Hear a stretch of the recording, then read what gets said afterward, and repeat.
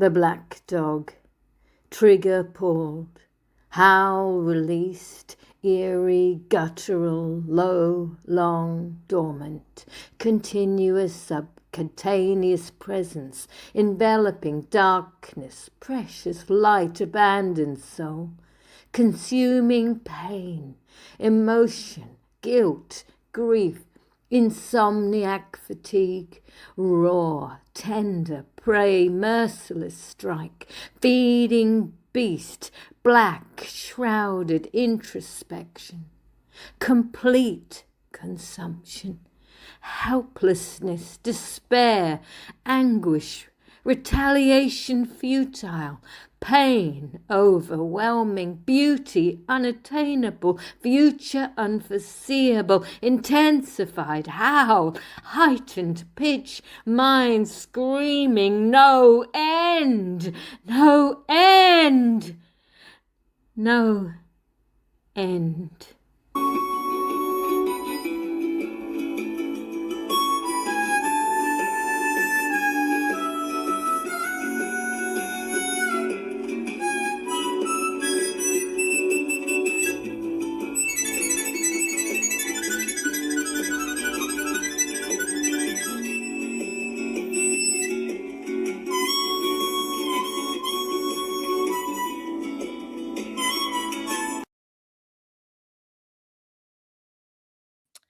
Okay. Hello. It's not, I can't say grand rising because it's not the morning, grand afternooning.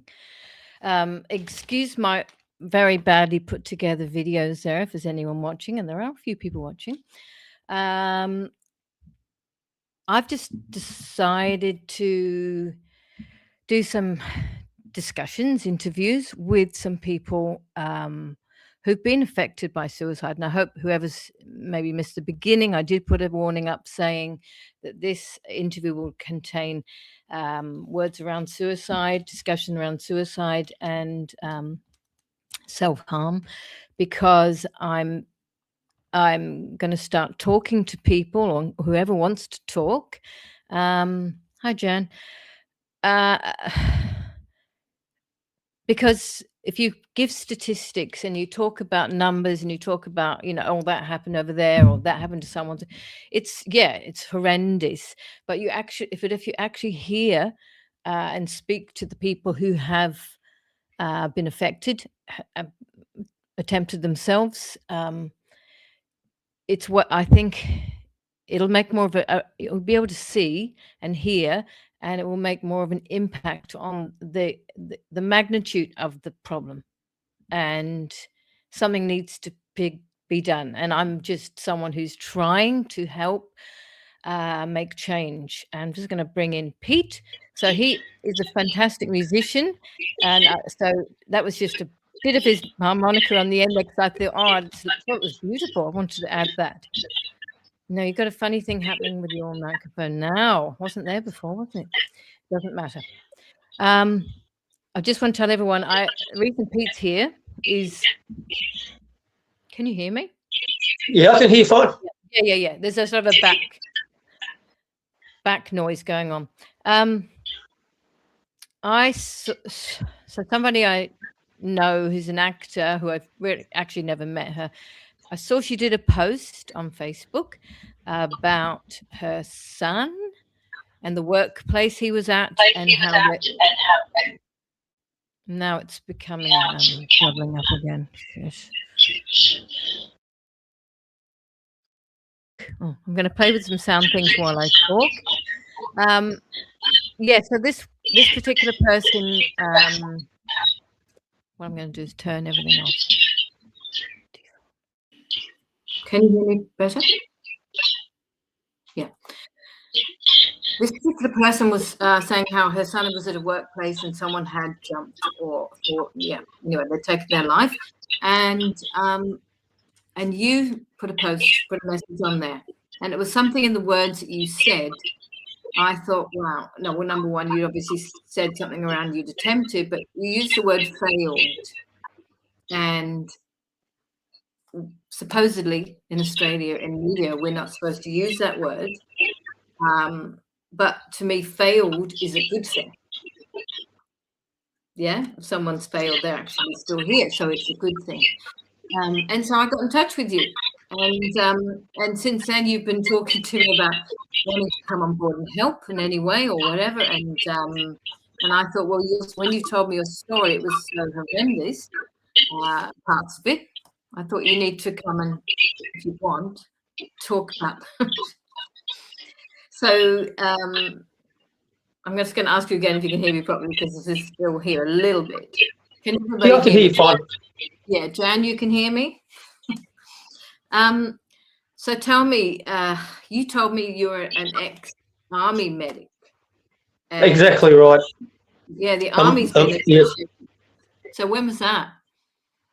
That was back in the 80s, early 80s. I spent my first half of my time as a medic and the second half of my time as a paratrooper with the 3rd Royal Australian Regiment. And it was a grounding that it made me believe in myself. I was a very confident man because they give you the confidence you need.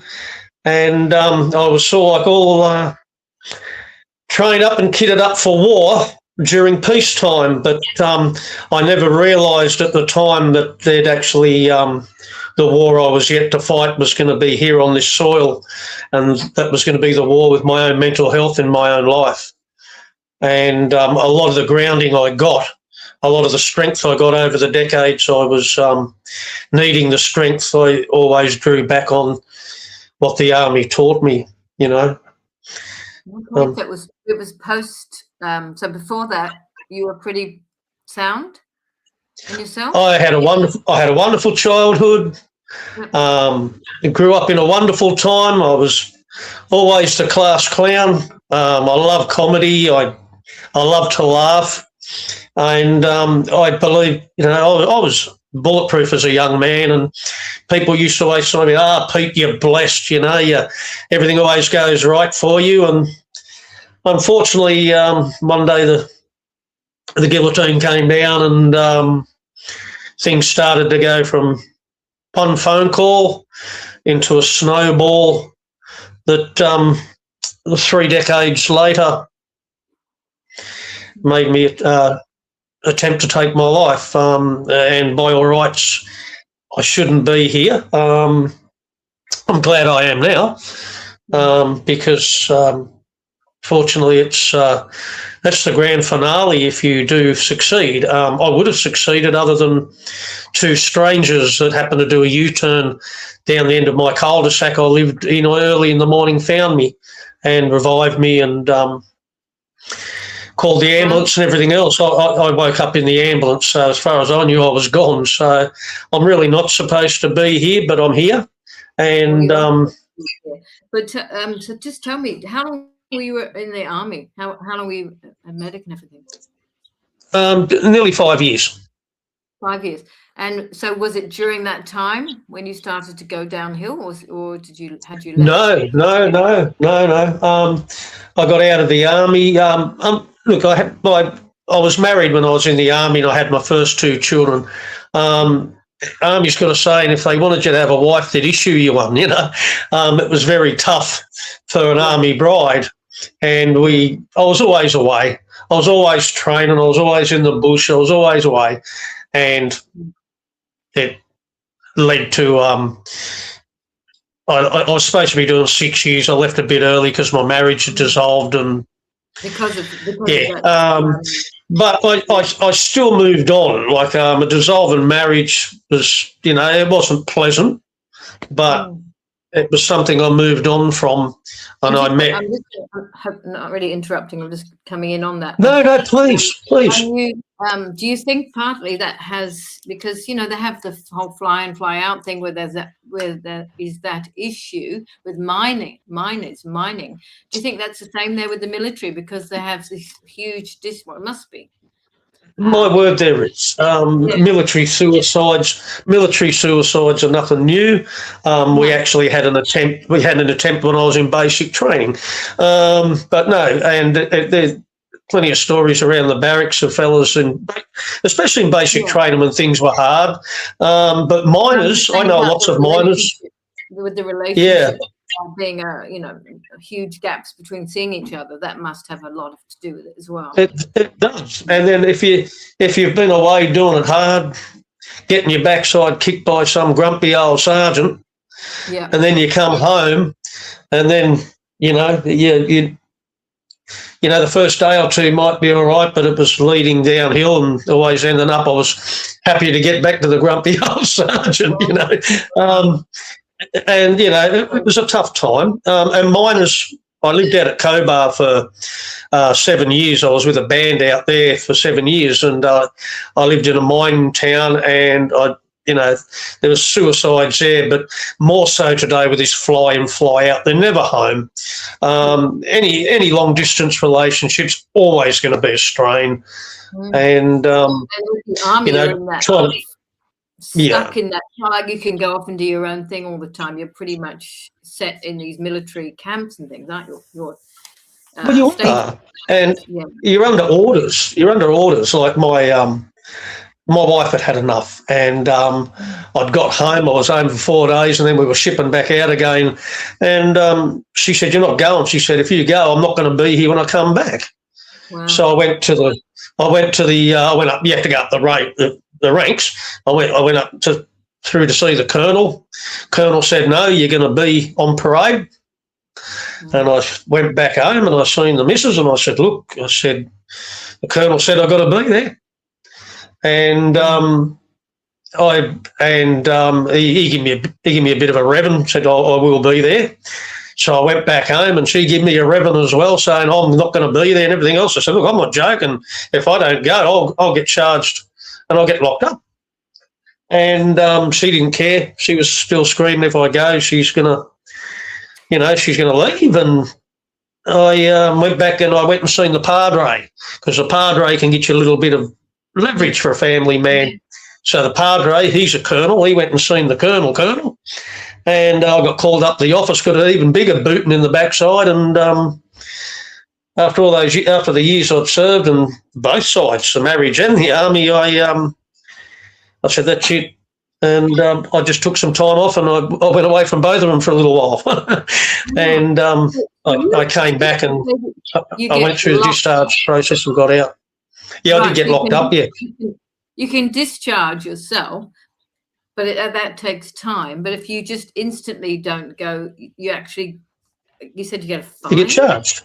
I got charged with absent a place of parade, and then that led on to an AWOL, so I was gone a little bit longer than a few days.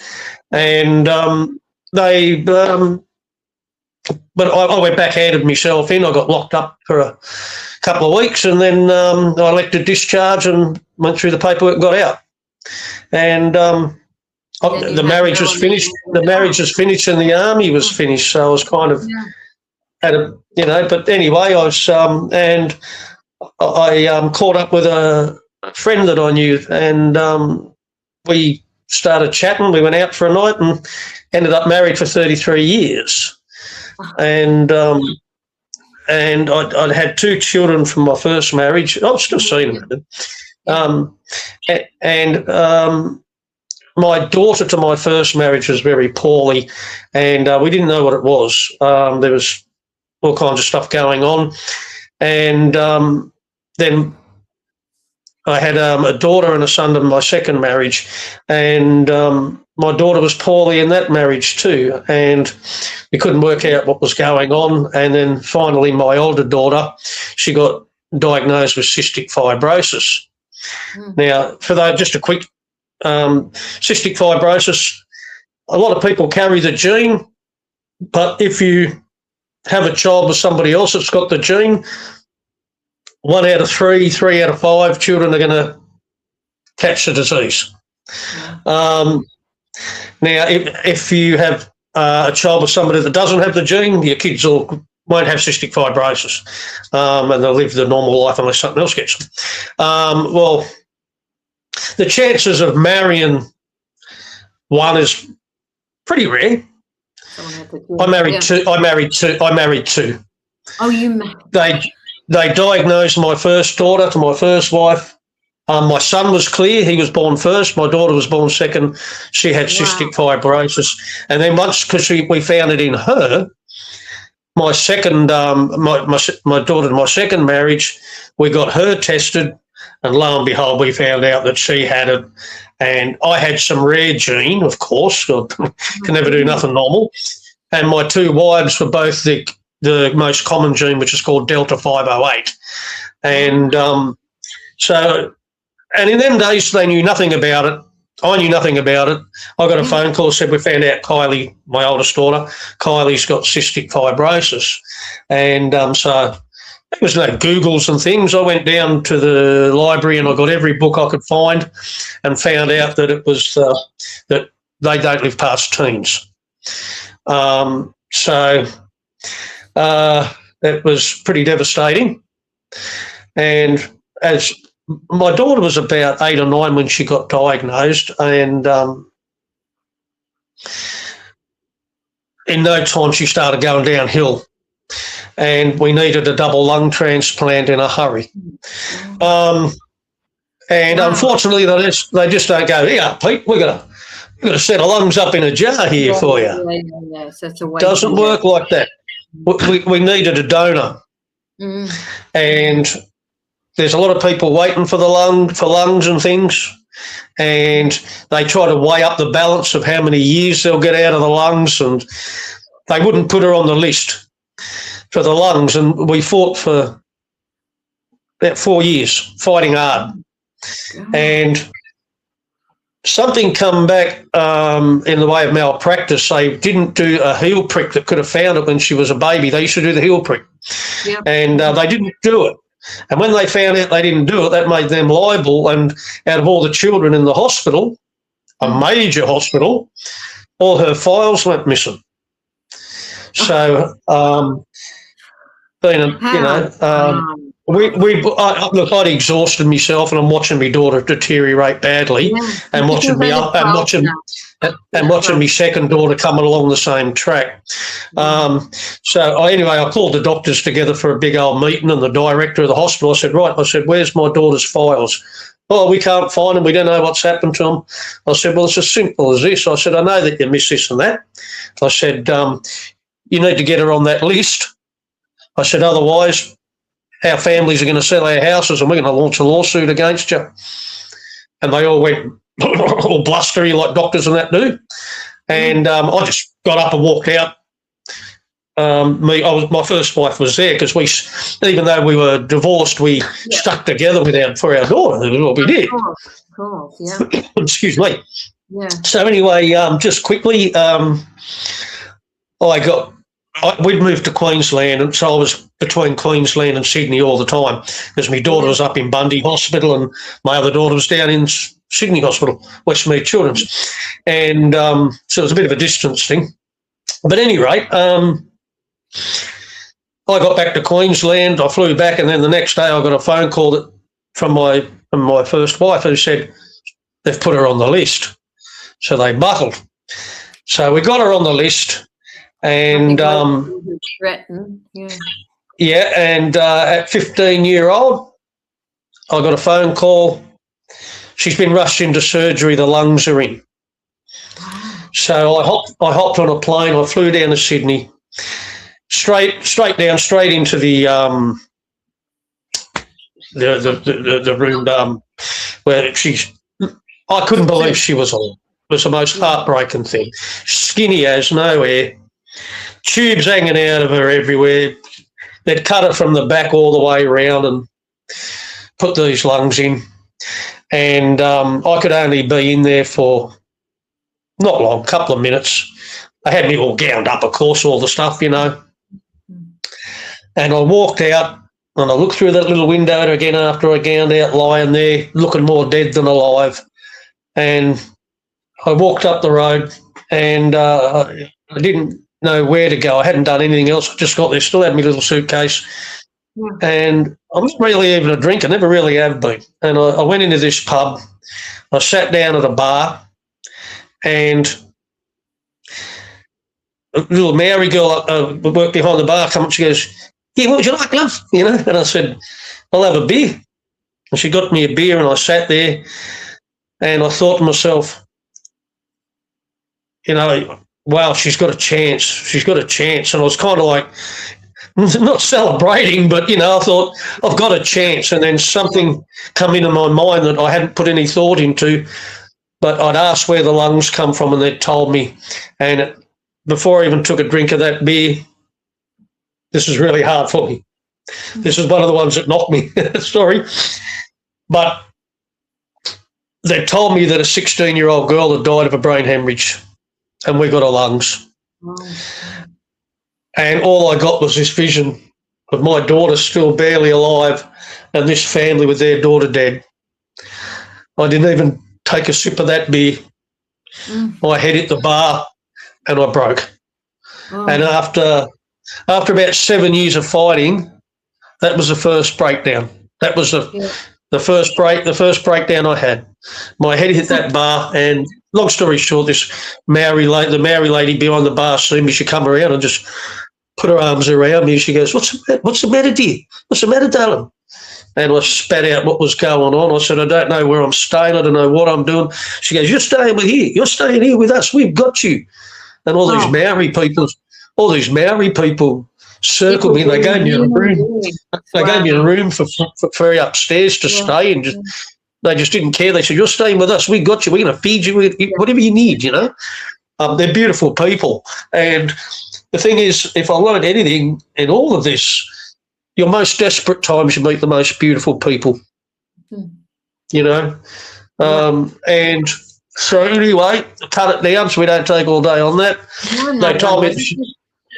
They told me that within 5 years that the damage from the rejection drugs and all of that was going to cause kidney damage and would be up for a kidney transplant. And they were just about on the calendar with it. But in that time, there was a major change. They found the cystic fibrosis gene, and once they found the genetics, then they could start tailoring drugs more. So my younger daughter got the benefit of that. They had more updated drugs. They had more updated drugs than that for her, but not for Kylie because the lungs had already gone and the new ones in. Yeah. So, and you didn't carry it. In that 5 years, it was a lot of hospitals. She got very, very sick. You know, we're going from 15 to 20 now. She got very, very sick. She was on dialysis a lot of the time. And being post-transplant, they moved her to St Vincent's in Sydney, which is the big transplant hospital, Victor Chang, before the terrible things happened to him. What a shame that was, but that's another story. At any rate,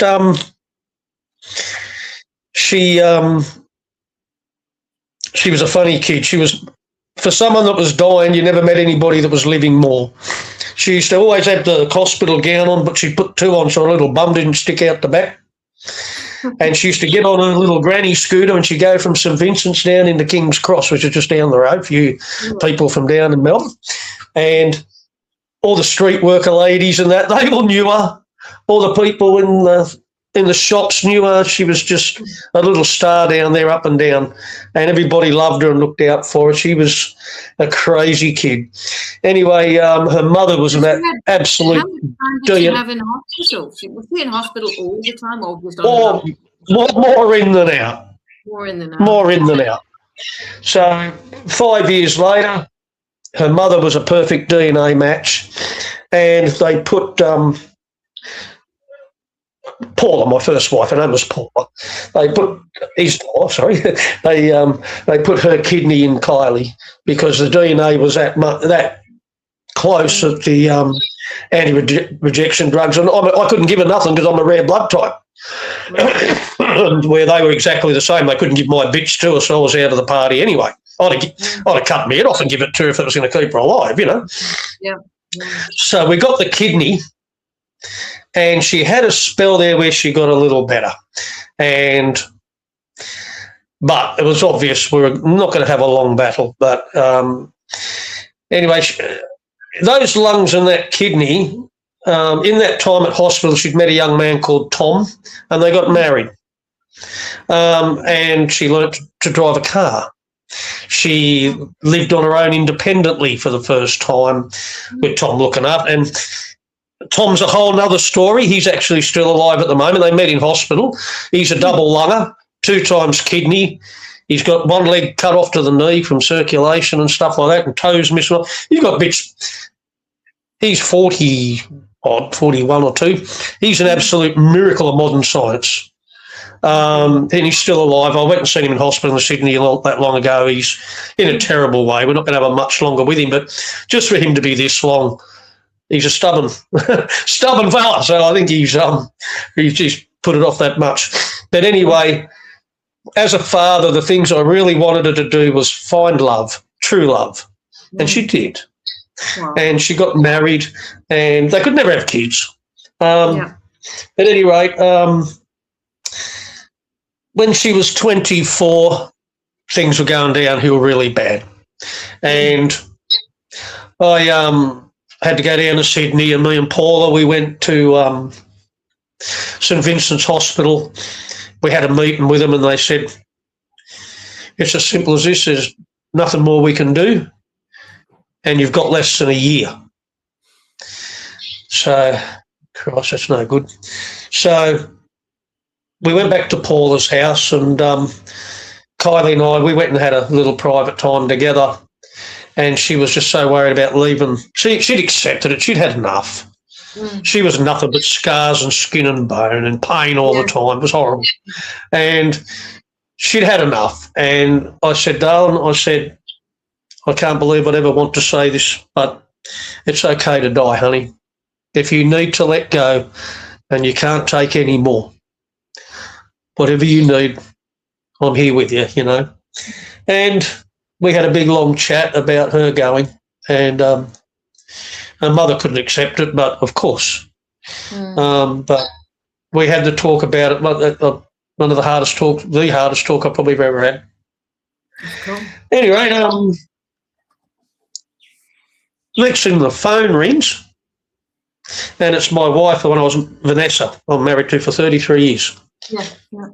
It was the same. It was just after I was basically having that conversation with Kylie, the phone rang. It was Ness, and I thought she was ringing to find out what how the meeting went. Yeah. And Ness said to me, she said, darling, she said, I've got to tell you something. She said, and I don't know how.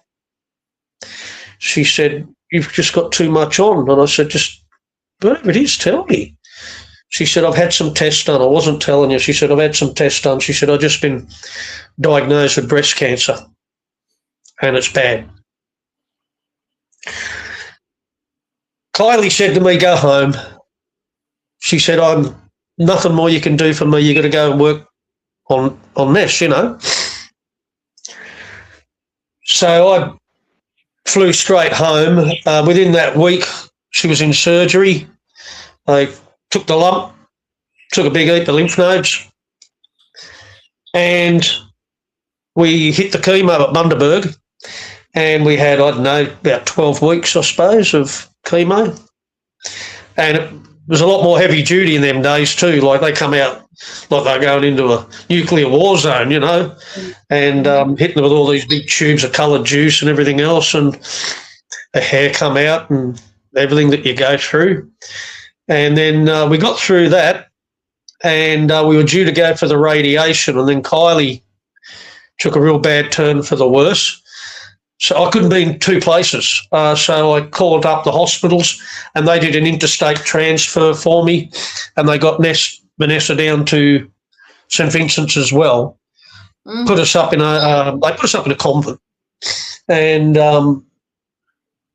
Ness did a radiation through the days. So I'd get up in the morning, take Ness to radiation, come back, get her set up, then I'd go across to Kylie and sit with her for a few hours, and I'd come back, take Ness to her afternoon one, and then come back with Kylie. And we did, I don't know, 13 weeks of that. And Kylie was deteriorating. 3 months. Wow. Yeah, so it was a lot. Anyway, I got Nessie back home to Queensland, and I don't think I was home 2 days, and I got a call that said, Kylie's just been chopper flighted to Westmead. You got to get down. So I scrambled straight down, and She was in a coma. I sat by her bed for 4 days and nights, did not move. And on the 4th day, we had to turn the machines off. And I had to say goodbye. So that was that. Like I say, when I left the army, I left with the skills, and I left with an empty backpack and all these things along the way at the hospital.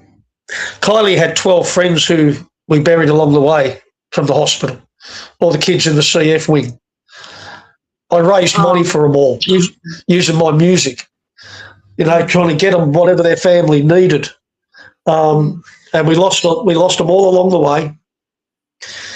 So each one of them took a lump, but I had to keep going to get these lungs. So anything that was going wrong with me went in the backpack. Wow. And I had to keep carrying it. So anyway, yeah, and in that, just quickly, I was in the hospital at Westmead. I used to stay there through the day in a little room upstairs because I'd come down from Queensland, I had a room upstairs they'd put me in. And Kylie'd have school through the day, so I'd go and have breakfast with her and I'd leave her to do a schooling and have some time with the friends in there. And I'd just have to make me do whatever around the hospital, keep myself.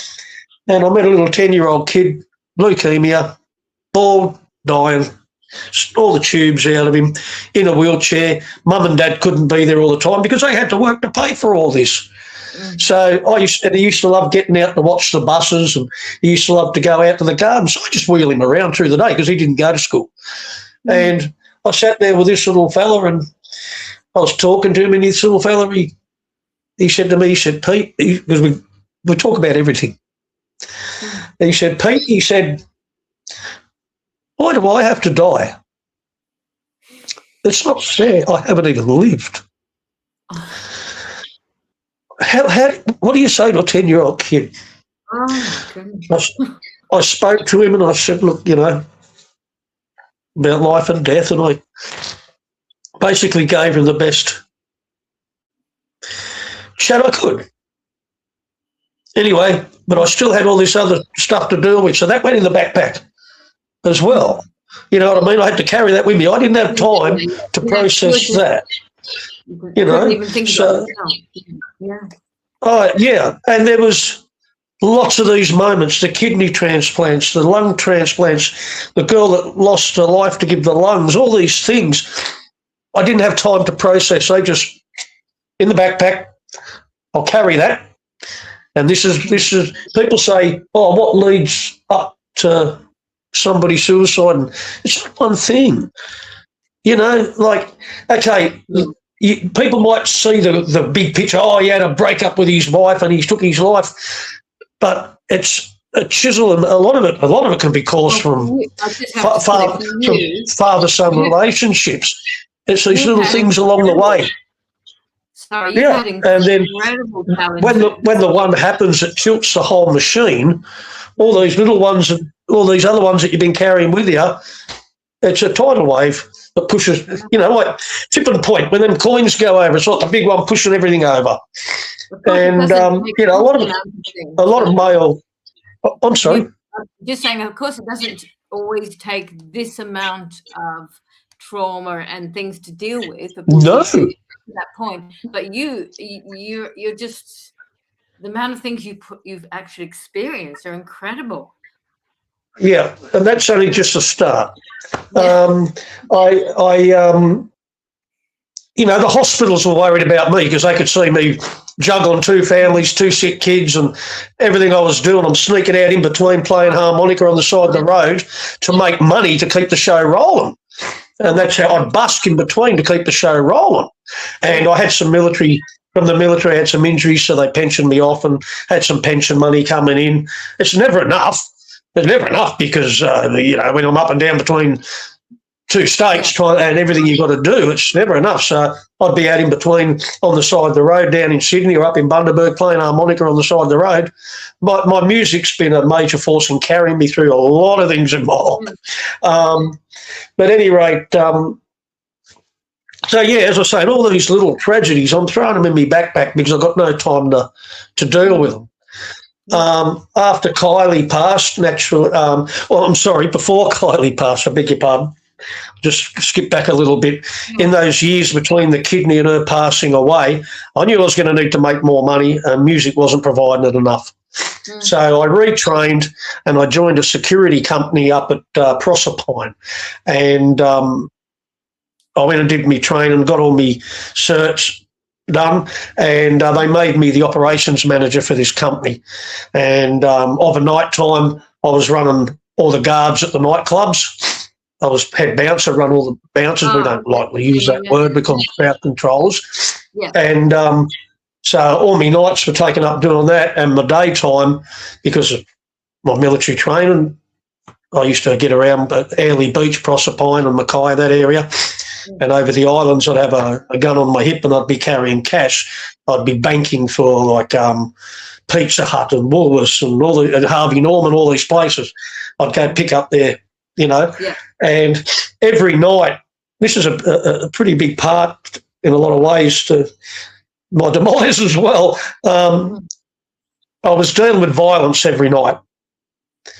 Airlie Beach is a very busy place, and not too many nights go by where somebody isn't intoxicated, young blokes fighting.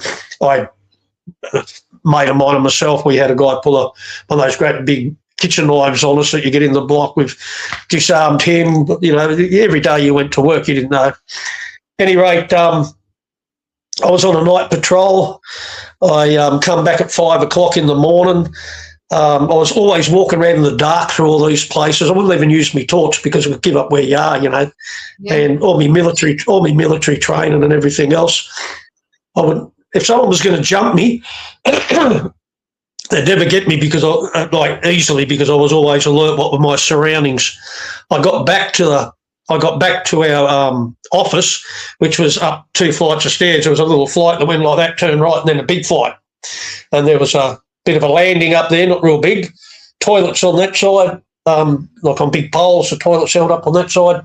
And that side you went into the second floor of a building, which was our security office. And in the gun cabinet in there was was lots of guns and rifles and shotguns and enough ammunition to probably start a small war, And I turned off. I got out of my little patrol car. I had all my stuff and I'm carrying them up the stairs, and I'm back. And I turned off. I got up the stairs, put my stuff down on the ground, on the floor up there, turned left to open the door. We had I had a master key because I was the operations manager. The other people that went in, our guards, had a little key and a little combination lock. And I've got up, I've turned left, and I'm about to open the door. Bonk. This fella in a balaclava, you can read about it all on the news. It's all there. I can send you some clippings and show you. Some fellas come out with some homemade knuckle dusters, and he hit me under the base of the skull and knocked me out. And I've hit the deck, and while I'm out, he's given me another half a dozen in the back of my head, just split on my head open. And long story short, it was an 18-minute ordeal on the cameras. I woke up, I come around, I should say, and I just remember, when you're hurt, and I still remember the smell of my own blood because I was drenched. And I seen his boots. I could see the toes of his boots, and it's adrenaline. The lights clicked on in my head. I jumped straight up and I grabbed hold of him and I barreled threw him down to the ground, and we fought on the ground for a while, and he's swinging he had these flat knuckle dusters on that kept hitting me with them. And I got off him, he got up, I got up, and then we continued. And he got me one up here on the forehead, and then he got me another one underneath the eye here, and that pushed me right back into the toilet. And I could take no more, and I didn't even know what it was about at the time. I had no idea. I thought the only thing that was going through my head was it was somebody there that I kicked out of a nightclub that's come to get their revenge, you know what I mean? Because every other night, I'll find you, mate, I'll kill you because you won't let me in and all that stupid rubbish.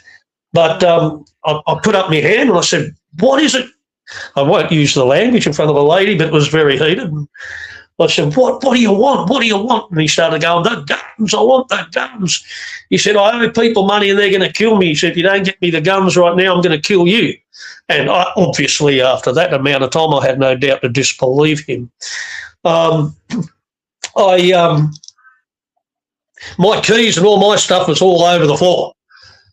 And there was a key down there that could, if he picked the right one, would get him in. But he didn't know that. He just knew that there was a key in that combination lock. And I said, I've got to get it out. I've got to get it out. And he goes, get the key out, get the key out. I said, I can't see. I said, my glasses. And my glasses hit the ground. He scooped my glasses up and put them on me. And that just gave me a few seconds to kind of balance the situation. And there's no way I was giving him that key. There's no way I'm giving him that guns, because a lot of people would have died. Incredible.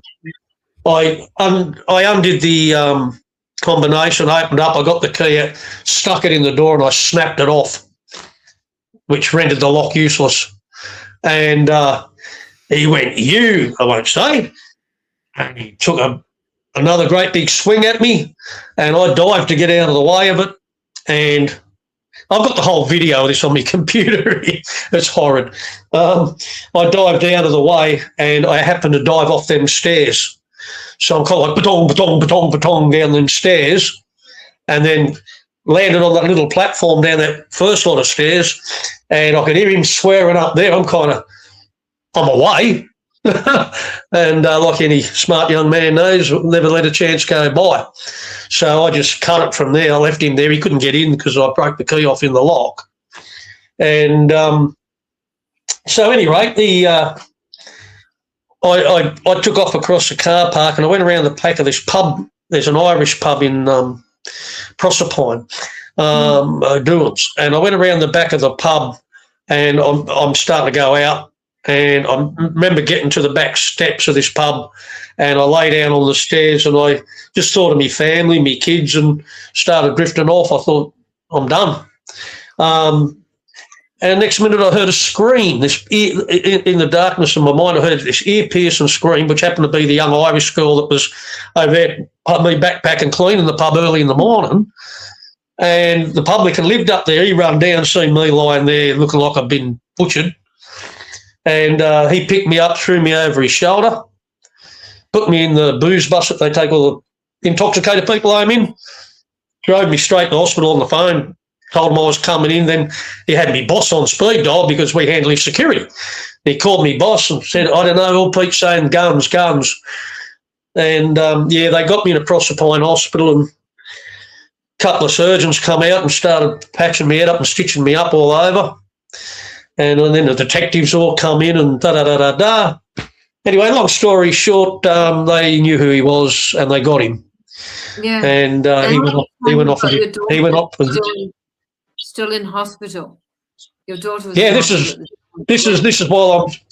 before Ness come down with the cancer, but Kylie and Casey were both fighting CF. Yeah. And so at any rate, maybe go back to where how you dealt after your daughter. You know. Well, that's right. Again, he went to jail. I left that job, went back to the farm, 3 months rehabilitating and everything else, and then I took just weekends in Bundaberg, running these couple of venues for this Brisbane-based company, and I only did weekends though. But naturally, I had PTSD and lots of troubles. But I'm still trying to earn money, still with my kids in hospital, still trying to fight all that over that next 9 months. And that's just a staggering amount you've enjoyed. But I didn't have time. I didn't have time again to deal with all that stuff. I just in the backpack with all that other stuff squirming around in there. That went in as well. All that PTSD, all the shock, all the injury went in there. Not to be rude, but after your daughter passed away, I mean, surely you must have had that, went somewhere with that emotion-wise. Well, that's exactly right, and this is what I'm saying. This is where it gets to the pinnacle of things. I threw that in the backpack, as I said, and then at the end of that 9 months, the cracks were appearing. I could feel it in myself. And I was working one of the nightclubs in Bundaberg, and this young bloke, 15-year-old, just hanging around the street, started giving me lip, and I never used to lose it. I used to keep professional and calm all the time. But this little bugger, he got under my skin, and I said some things to him that I'd do to him, which I'm not real proud of, but I can understand why I said them. And my mate that I was working with, he was a good mate, and he grabbed me on the shoulder and took me away. He said, "Pete, what's going on?" He said, "This isn't you, mate."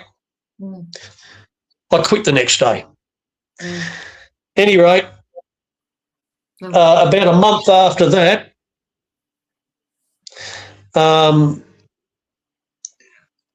was when it was about a month or so after that was when we got Kylie's last year, and Ness got a cancer. That's when all that started.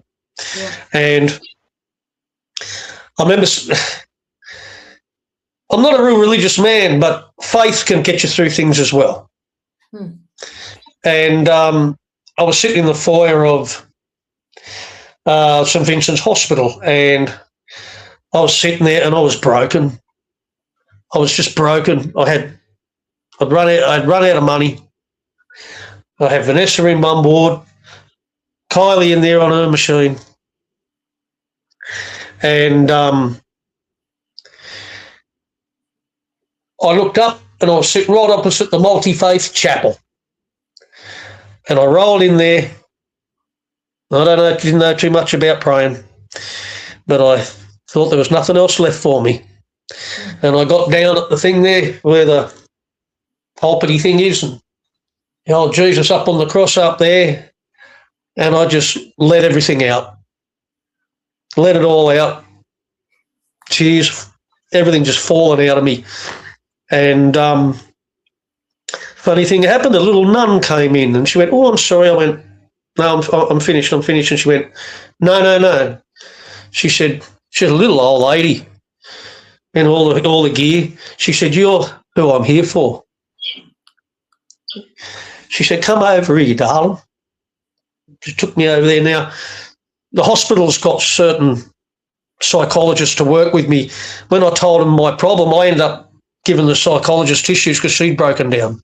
I used to make a bit of a joke that I break psychologists. But that comes to play here. This little nun, she just held my hand and I let it all out, every last bit of it. And I said, "I don't even know how I'm going to bury my daughter. We don't have the money. We're done." Because we knew it was coming, you know. Yeah. Any rate, she gave me a kiss on the cheek and she prayed for me, and she gave me the scripture to Footprints. It's about, I don't know if you know the Footprints, it's Jesus was walking next to this fella and there was 2 lots of footprints in the sand, and Jesus's one set of footprints disappeared, and when the old mate prayed, he said, "How come you abandoned me?" He said, "That's not where I abandoned you. That's where I carried you." And it was always a pretty poignant scripture. And funny enough, it was unbeknown to this little nun, it was Kylie's favourite scripture, which I actually put that scripture under her little top strap in a coffin. And then she gave me two gold coins, two $2 coins. And she said, "One's for now," and she said, "One's for later." And she left. And I kind of walked out, and it's hard to say what mind you're in, and you're not in any mind. It's just things are happening everywhere around you, and you're just in this cocoon of whatever the hell's going on, you know. So I walked out the door and I walked down the street and I got these 2 coins in my hand, and I'm thinking, well, the trouble I'm in, $4 isn't going to do much. And there was a busker there, and I threw them both in the busker's case. Yeah. Kept walking and never really put a lot of thought towards it till a bit later on. But anyway, all that happened. Kylie passed. Kylie was just about to pass away by a couple of weeks, and I got a $100,000 payout from the attack. and through work cover. And I managed to give Kylie the most beautiful funeral. And Kylie was in Dolly magazine. She did some back stuff in one of the Tom Cruise movies she did here in Australia and stuff like that. She was pretty well known amongst the teens and that in these magazines and things. And I had to get a double funeral for her because there were so many people showed up. We had a beautiful funeral. And the one thing that really I remember was we had Wendy Matthews, The Day You Went Away. That was the song I chose her, you know. Beautiful song. And I just remember the whole church singing it. It was like a choir. One of those things you carry with you. Yeah. Anyway, there was no more I could do for Kylie, but my fight with Ness went on, and I had some money left, of course, after paying bills and everything else, and I had a bit left over, and I said to Ness, I said, well, I've got a few bucks left. I said, we can waste it on a car and a lounge. I said, but we don't know how much longer you've got. I said, so let's just make some memories. So I took her to America. We got a cruise boat to Spain, and then I took her over to England and my family, and we did bought a transit van and did a drive around for 9 months. And then we came back, and a little time after that, we moved over to an island called Macleay Island, and she joined. You know, her health was starting to pick up, and she was playing tennis. She joined second game since we moved to the island, and she joined up, and she tripped over tee and broke her shoulder. So we took her in to the hospital.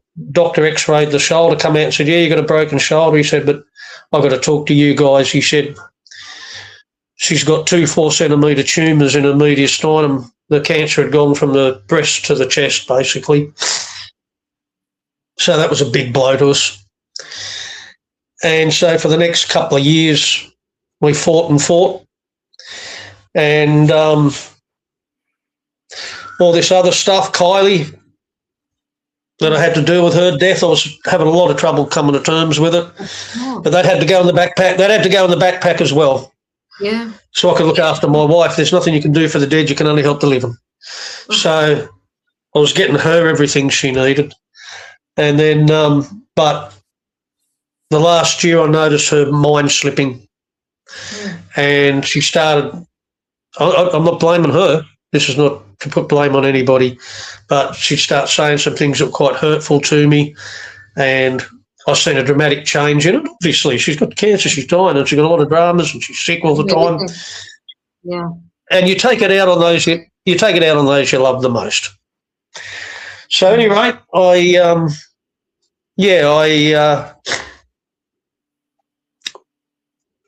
had my moments myself where I couldn't stand up. I was broken, and a couple of times I got angry too because I'm dealing with that much, like more than any man ever should. But I always tried to keep as calm as I could, but every now and again it'd slip out. But this was what it was. But anyway, I went and played a show on the mainland. I come back the next day and she cleaned out. She just left, packed everything down, said she wanted to spend her last time by herself, which I understand. I understand that completely.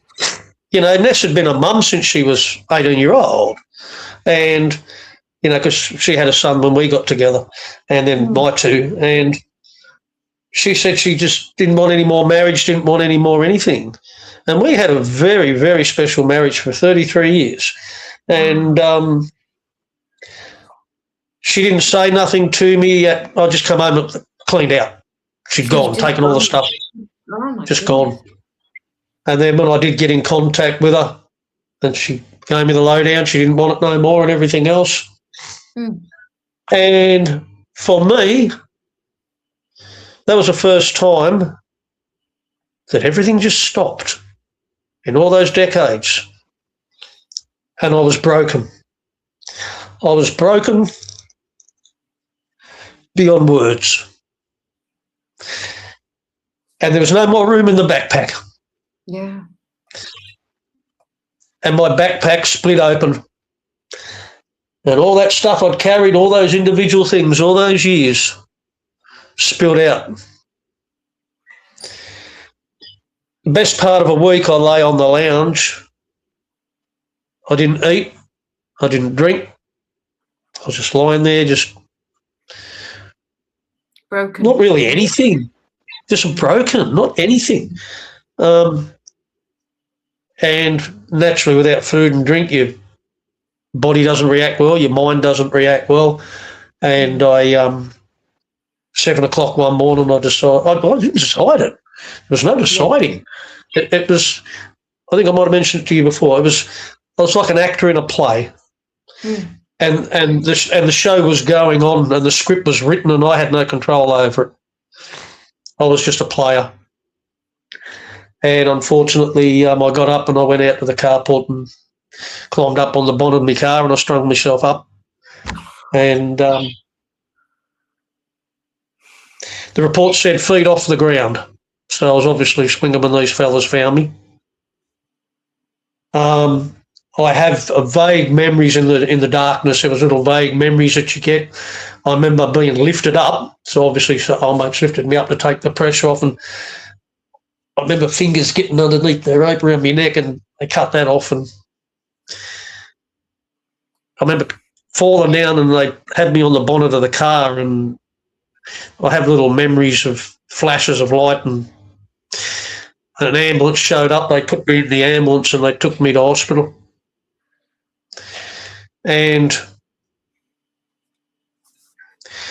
I was lying in the hospital bed in the area they had me in, and they had this other bloke in the bed next to me with his wife and daughters, and he was in the next one across, and the doctors and the psychs all come into him. This fella, no one's seen it coming. He had a top job. He had everything going for him, plenty of money, beautiful wife, beautiful kids, had everything going in his world that I know of. Mm. Swallowed a gut full of pills. Just like that. Just like that. And the only reason I know what was going on with him because the psychs and the doctors were talking to him first. I was next. Right. And I'm lying there listening to him, and not for one moment did I think, what are you whinging about, mate? You know, it wasn't like that. It's not how it works. At any rate, they pumped his gut and they'd done everything else. He wasn't in a good way. He's talking really harshly, and his wife and family, I'll never forget their faces. They were so distraught and couldn't understand why the father figure that they looked up to would do this. The strong man of the family, the man, you know. If he had other things going on in the background that I don't know about, you know, but this is what I heard. Yeah. Anyway, it can be massive or it can be small. It's like there's no measurement. I might have this big backpack full of crap. He might have had a medicine cup full of crap. But the thing is, if it's affected you that bad, it's made you take your life. Yeah. His problems aren't any worse than mine. We're in the same spot. We're in the same darkness. At any rate, they finish with him and they come across to me. Anyway, you carry on, but you are strong because you got to there. Yes, well, that was that. I shouldn't have got that far, but it was more them fellas showing up. But I did, and for me, it was a turning point. But when the doctors and the nurses and the psychologist guy, and there was another fella there doing the typing, they said, "Right, what's your problems?" And I gave them the same story I basically given you, but just in more detail. Yeah. I also told you about a young fella that I dealt with on the side of the road that suicided. I haven't mentioned it on here, but in all that crap, there was another suicide that I went to that the young bloke on the side of the road who died in my arms, but that had gone in the backpack too. But that's another story. At any rate, that come out as well. And I had a cousin who committed suicide. She did that too. And all come out, everything come out. And then when I was telling them the story about my daughters and everything else, the nurses were in tears. The guy typing had tears flying out of his eyes as he was typing. And one of the nurses was up on the bed. She was just hugging me. She was all in tears. You know, it's such a sad story that, you know, incredible. As I say, I broke through a systematic hits. I didn't, not through being on drugs or alcohol or this or that. It was just constant getting hit left, right, and centre. But the one thing I do remember is I looked to that guy in the next bed, and I seen him looking at me, and I could see what he was thinking. What the hell am I doing? Look what this bloke's been putting up with for 30-odd years. I think I might have cured him. So anyway, they said, look, we need to put you in the hospital for a while, the old cuckoo's nest, you know. And I got in there and I seen them in there, and they said, you know, we're going to put you this side over here because you're not crazy. You know, you're not. Your mental issues aren't like these other people in there, which I got to meet along the way, who had terrible mental health issues for different reasons and cutting themselves and serious attempted suicides just all the time, and just some really, really bad cases in there. And here's me still feeling sane. Not feeling any, well, if anything, from doing what I'd done, I dumped a big more heap of guilt on myself because I seen the pain that my family, my kids had suffered from it, hearing, you know, from about it. And I felt a terrible guilt as well. So that added to the pile of crap I was dealing with. I stayed in there for a little while, and then I got released. I got myself out after a while when I felt a bit stronger, and I went back to the island. They said, the only way we're going to release you is if you go under the care of this psychologist lady. And I went, no problem. I would have gone under Humpty Dumpty's care if it would have got me home. But anyway, this lady showed up on our first meeting. She had a big fat Labrador with her. It was a hot day, and I give him a pat and give the old Labrador a drink. And I sat down with her and I said, listen here. I said, I've got this far without your medications, and I'm not taking them.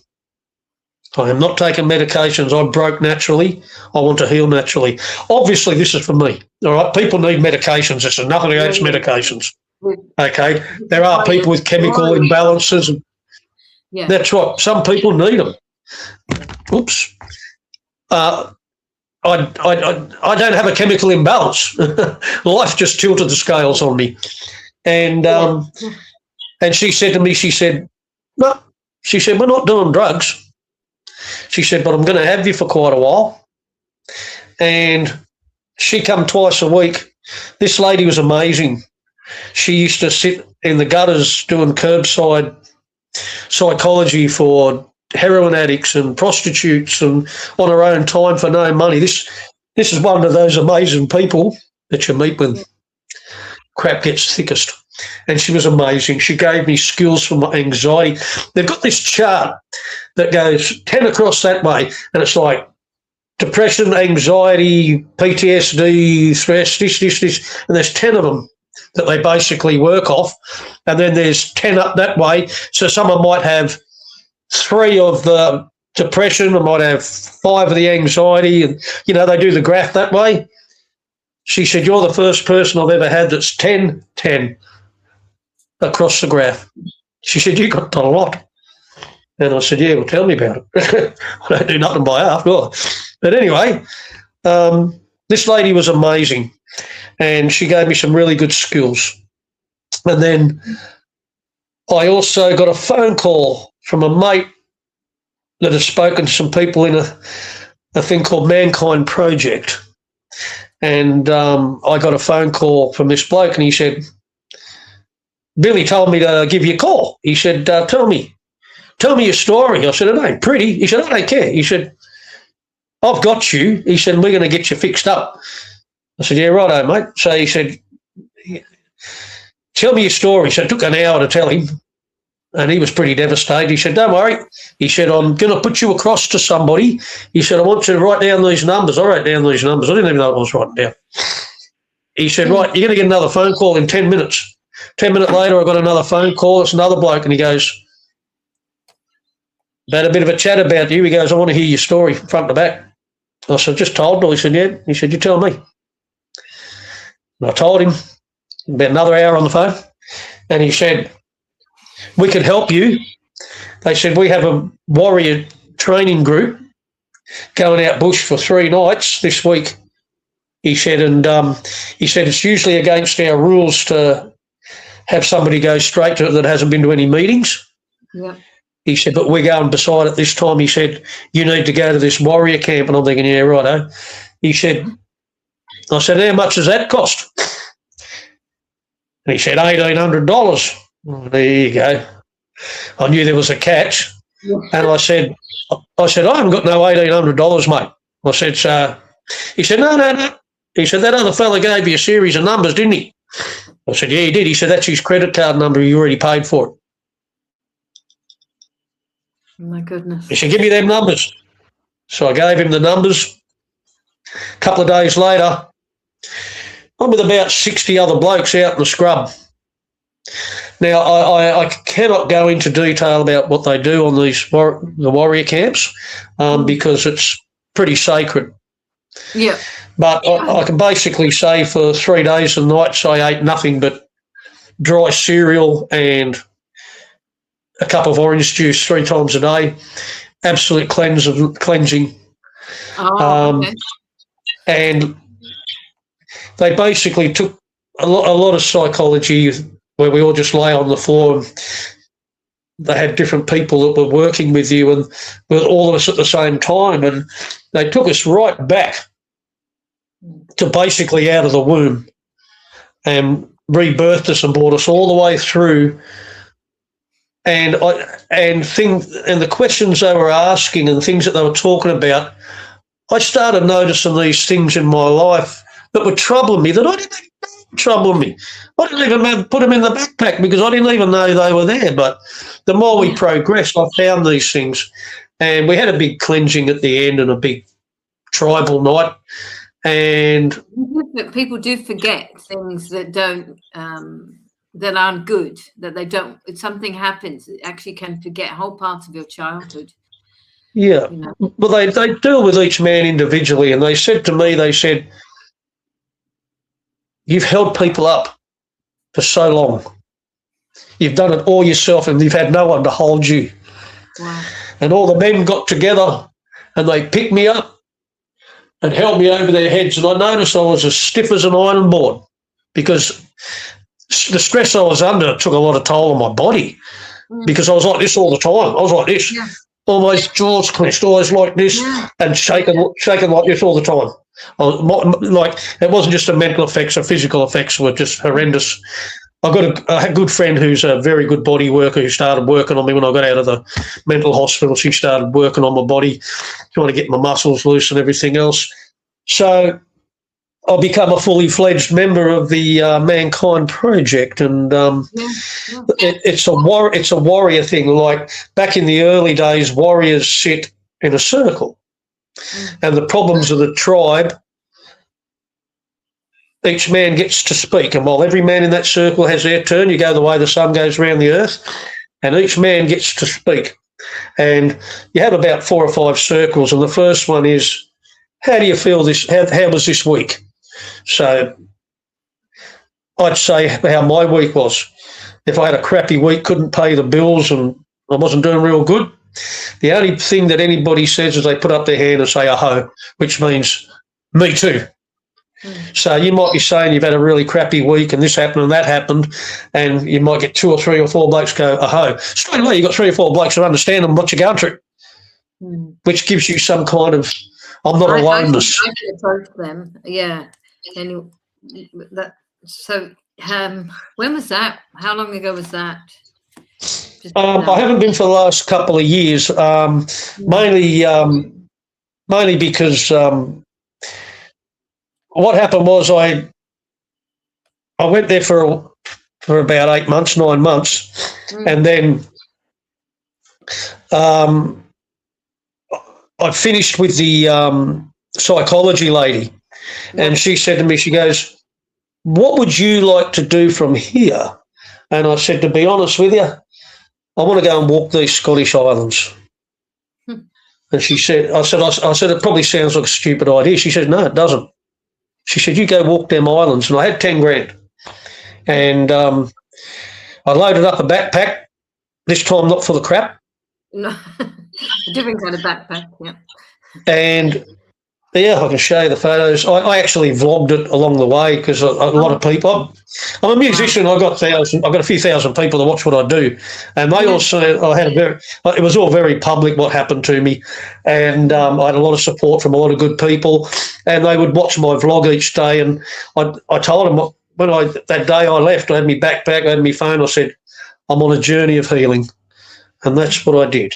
And I hopped on an aeroplane, and I touched down in London. I went and seen my uncle, spent some time with him, and then I got a bus up to Aberdeen, and then I got on a ferry from Aberdeen all the way up to Lerwick at the bottom of the Shetland Islands, and I hitchhiked my way all the way to the very top to a place called Unst, right up the top.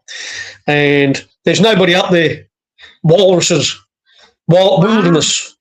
Nothing. It's one of the most sensational wildernesses on earth. Old castle up there and things like that. And every day I was doing 10 miles. This was in I left in the end of 2019. I was only going to go for a few months. But anyway, I was right up the top there, and what happened in 2020? COVID. I couldn't get home. So it was a blessing. The government kept paying my pension while I was there, and I spent all my time 10 mile a day with a backpack, getting around and looking at different stuff. When I got over there, I used to get along and I'd get to a fork in a road, and I was a bloke that could make 1,000 decisions in a night when I was bouncing and taking care of so many punters and customers and bouncers and stopping people getting hurt and stopping accidents. It was full on. I had a meltdown over I couldn't think what cheese to buy. That's when I first started breaking down. Like everything changed in my whole psyche. And I'd get to a crossroad and I'd go, "Oh, which way should I go?" And I started getting to the stage where I go, "It doesn't matter which way I go, just go." It's like you're living before that. You've been living on that fight or flight for so many years. That's right. So I found myself getting to crossroads, and I just go that way without thinking. And whatever's coming's coming. You can't control it. Just go. And I got back in November of 2020, and just before I came back home, I stayed with a cousin of mine in England, and COVID was basically over then, as much as it was, and his wife was a high-ranking, right up the top of a game, psychologist, and she's like a mechanic. When they get a car, they can't help but put the tools on it. She knew my story, and I was there for a couple of months, and every night, my cousin worked nights, and I'd sit there before up to bedtime, and she'd be picking my brain, and she was a great help. And then just before I left, she said to me, "You've stopped." And I said, "Stopped what?" She said, "Stop doing this with your foot." And I looked at my hand, and I didn't even realise I'd stopped shaking. And I realised my body was more relaxed. And I come home. I had to go into lockdown for a couple of weeks in a hotel in Brisbane, as everyone did when they come back. And I got out on my birthday, November 12th. And I came back to the island, kept up with Mankind Group again, and I decided myself, I've got two choices, go forward or go back to that wreck that I was. and I decided to go forward. So I bought a vehicle where I could sleep in the back, and I joined up with a mate of mine, and we did a year up and down the coast playing shows, 3-4 nights a week, and and in between the shows, I was in beautiful places in Cairns and up in the Tablelands and all these beautiful places, and I kept walking every day, making sure my diet was good, making sure I was walking, because mind, body, soul, health all go together. You've got to keep it up to heal. And anyway, I did that for another year, and I told my mate, I said, I'll work with you up until New Year's Eve. I said, and then I'm going to try some different things. And I got to New Year's Eve. I got to New Year's Eve and I thought to myself, do you know what? I'm really, for the first time in all these years, I feel like I'm worth something. I'd lost my self-worth and I felt like I had something to give again. And it got to April, I think it was, and they had all the Gympie floods, and they had a fundraiser, and I was sitting on the side of this beautiful river in my truck, and I'd been talking to the organisers of the fundraiser, and Gympie had been really, really, really good to me. And every time I went there to play music, and I thought, I owe them. So I went and volunteered my time at this fundraiser, and I got to this fundraiser, and as I walked in, a friend of mine was with this pretty little Aboriginal girl sitting at the desk, and they were taking the money for the show. And my friend, her name's Dutchie, she said, oh, Dutchie. I said, again, Dutchie, yeah, Pete, that. That's, oh, this is Shelley. Hey, Shelley, how are you, mate? And said hello and had a little chat with the pair of them, and I said, oh. And I went inside and had to play music. I did my first show for the night, and I come back out to cool off, and Dutchie said, look, I've got to go have some lunch. He said, but I can't leave Shelley here by herself with the money because you've got to have two people here. Policy, you know.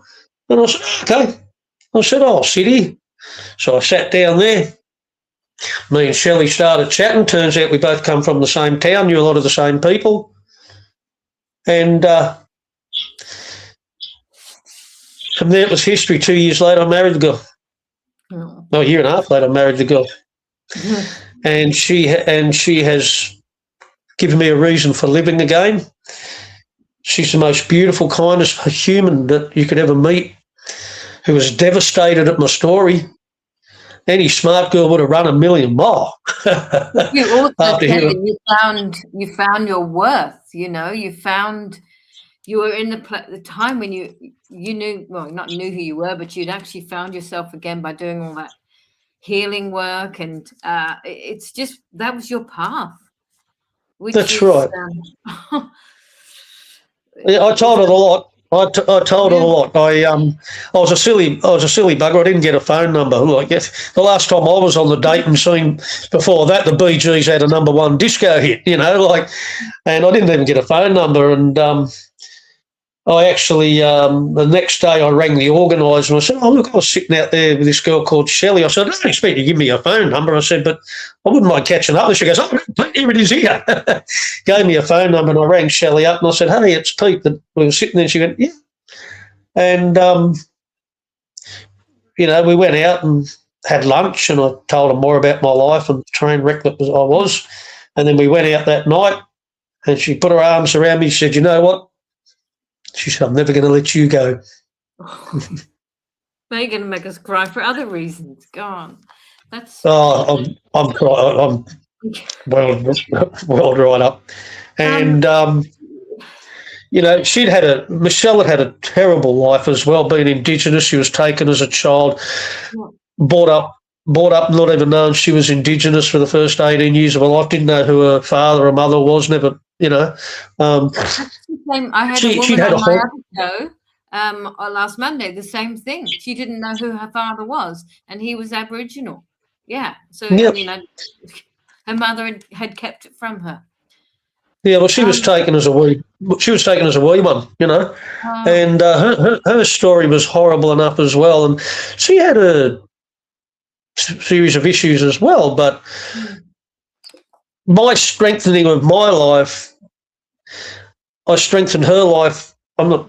She did the work. I'm not trying to take the credit for it, but it rubs off. You know what I mean? Like I showed her some skills to stay determined, and I said to her, I said, if you get with me, I said, I travel all the time. I said, you got to get a passport. She goes, I haven't been out of New South Wales or Queensland in my life. We'll get a passport. We've now got 11 countries together. And she makes wonderful Indigenous jewellery. Oh, wow. Well, and she paints. She's very clever. On my Earthworm Woman's, the other thing I do. But just because we're now an hour 20, are we? I might just... So I'm so glad that you are where you are. I've been trying to get some of your music to end the whole thing with, but your harmonica playing is what I think people need to hear, because it's that one little thing I heard. Well, actually, I heard two. One was in a band you're playing as well. Yes. Yeah. But I couldn't download. I don't know how you download a YouTube and get it up onto here, and then get just your bit. But I think this is ending this discussion, your story, on a positive. Someone's asked me about your other daughter. I'm assuming she's still... Oh, yes, she's still alive. She married a wonderful young man. They've got a new drug called Trifactor that's helping kids everywhere with young ones with cystic fibrosis. Most CF girls can't have babies. She's a stubborn little bugger. She's had 5, sorry. Oh, 5. And she's got a wonderful young man. And, she's living a great life. So that's all gravy. And you've just proven, I mean, I don't even know what the words are, to go through so many tragedies in your life, to have so many hurdles, but you kept yourself together. And it's never, you never know what's around the corner. You never know where you're going to be going. And you've proven that. You got to such a point where you did want to end it, but look where you are now.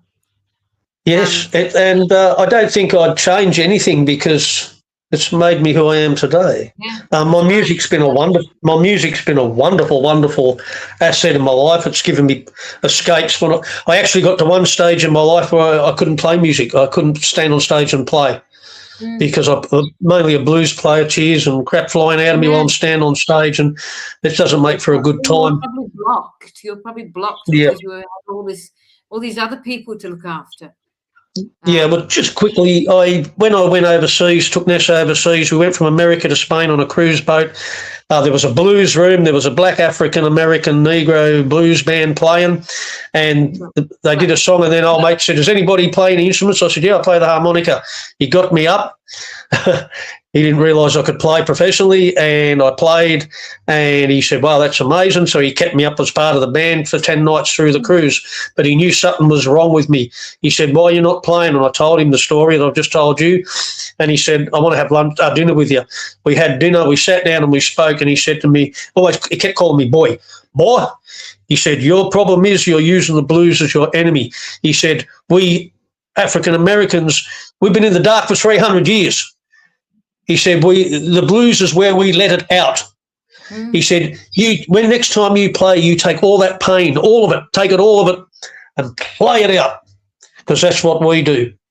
And I started playing again. So, that's the miracle of music and people that get it. He was a very wise old man. And so he said, my people have been in the dark for 300 years.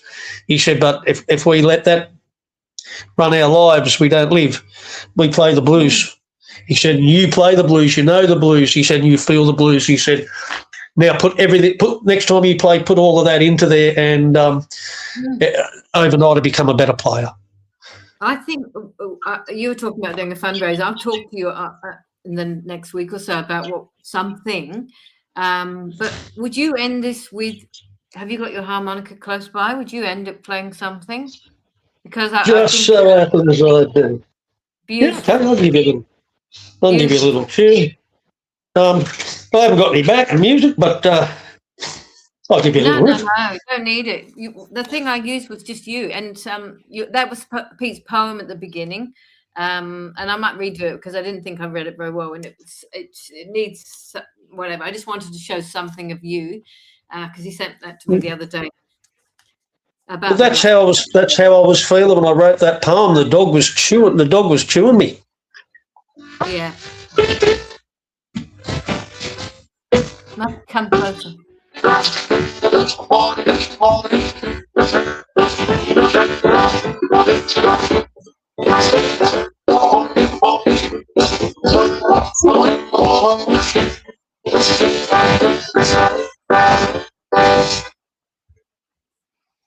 We can't hear very well. We can't really hear it because it needs a proper mic. But thank you so much, Pete, for talking, for opening yourself up. And you're the first in this series, and I think I'm going to just keep talking to people who are survivors and fighters, no matter what, whether they're survivors because they've had relatives or people like you. Let's keep in touch. And well, of course we will. We're friends now. Rowana, it's all well and good to thank me. It's you that needs to be thanked. There's a lot of men dying out there, and for those that didn't know, Indigenous male suicide's even higher. I know. And without warriors like yourself, men are going to keep dying. So I thank you. I thank you for fighting for our gender. Well, this is Michael's play, Michael Grey Griffiths. He wrote the play. He's my ex, and yep. I just knew I had to keep it going, and I didn't even realize how big of keeping it going it was going to be. But that's my mission at the moment. You are very modest, and you are very, very selfless, and you're going to save lives. And I am so happy in any way, shape or form to be on this ride with you, any way you want me to be, because I believe in you and I believe in your message, and I hope I get down and see that play real soon. And if anyone wants to help financially, I know people have, and I know, like you said, people haven't got the money to spare. I get that. $20, even $50. But also, if you know of businesses that might want to connect with it, that's really the best way. And we can say these people are supporting it, they're sponsors, that we sponsored all the way through, because we have to change the how it is in Australia. They think, just we won't talk about it, we won't mention these words, we don't do this, we keep it quiet. No. We're not solving the problem, we're solving the problem. We've got all these charities here, but it's not, and I shouldn't. That's right. I'm sure they're doing lots of good. That's right. It's simple. We fix men, we fix women. We fix men, we fix families. We're all involved. We're all in it. That's right. It might be a male suicide issue we're dealing with at the moment, but we can't fix them all. It'll never happen. But every one we can fix, we fix a family. We fix the next generation. So I believe in everything you're doing, and I thank you with all my heart. Mm-hmm. I wish I'd have had you and all this stuff earlier. I really do. It would have made. Yeah, no. Sorry to cut you off there. No, not at all. Women attempt it more than men, but men are more successful. And you've got to write a song or a poem called "The Maori, the Nun, and the Psychologist." There you go. They're the three answers. I wrote it down before, and you said, I was like, oh my God. Yeah, because they're your saviors. They are. Those Maori people were amazing. But you got the story now. And I hope that people. Bathroom, so. No worries. I just hope that people that hear this story get some thought that you can get fixed. Anyway, you look after yourself. Contact me, anyone, if you know of anybody who perhaps might be able to help us in a bigger way. But I'll keep posting, and I'll keep. Of course. First of many stories of people. Thanks so much, Pete. Have a lovely rest of your day. See you, Rowana. Take care, darling. Thank you for everything. Okay. I'm not sure how you turn it off. No, I'm ending it. I'm ending it.